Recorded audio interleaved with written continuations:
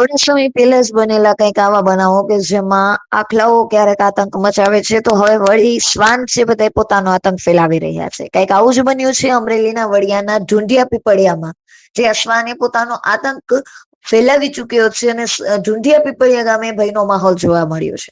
સરપંચ સહિતની ટીમ દ્વારા એક દિવસ સ્થાનિકોને શ્વાનથી સતર્ક રહેવાની સૂચના આપવામાં આવી છે. હડકાયા કૂતરાઓ કરડવાના લીધે સ્થાનિકોના હાથમાં લાકડી રાખે જેથી પોતાની સાવચેતી રાખી શકે તેવી પણ સલાહ આપવામાં આવી છે.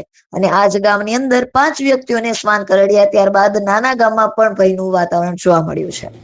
પડી કયું ગામ? ઢુંઢિયા પીપળિયા. શું થયું છે? કૂતરું કર્યું સવારે રાતના 2 વાગે. રાતના 2 વાગે ક્યાં? ઘરે પેશાબ કરવા બારી ગઈ એમાં કર્યું ત્યાંથી. Okay okay. સારવાર લીધી ને? પાટો બાંધી દીધો.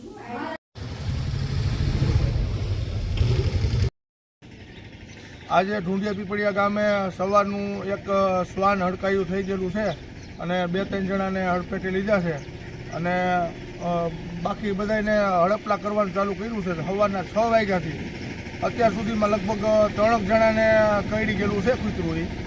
એટલે ઢુંઢિયા પીપળિયા ગામને તમામને સૂચના કે એક દિવસ ધ્યાન રાખે, હડકાયું કૂતરું ગામમાં થયું છે તો ખાસ સૂચના છે કે ધ્યાન રાખે.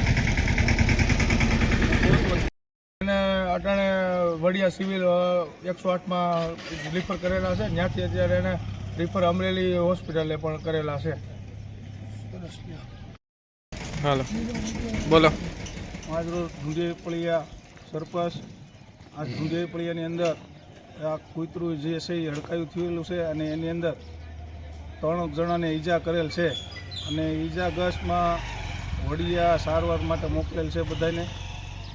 અને તમામ ગામજનોને ખાસ નમ્ર અપીલ છે કે તમામ ગામજનો ધ્યાન રાખે, રસ્તા ઉપર આવે તો લાકડી સાથે રાખે અને કૂતરાને જ્યાં પણ દેખાય ત્યાં અમારો સંપર્ક કરે તો એ કૂતરાને જેમ બને એમ જલ્દી પકડી લેવામાં આવે.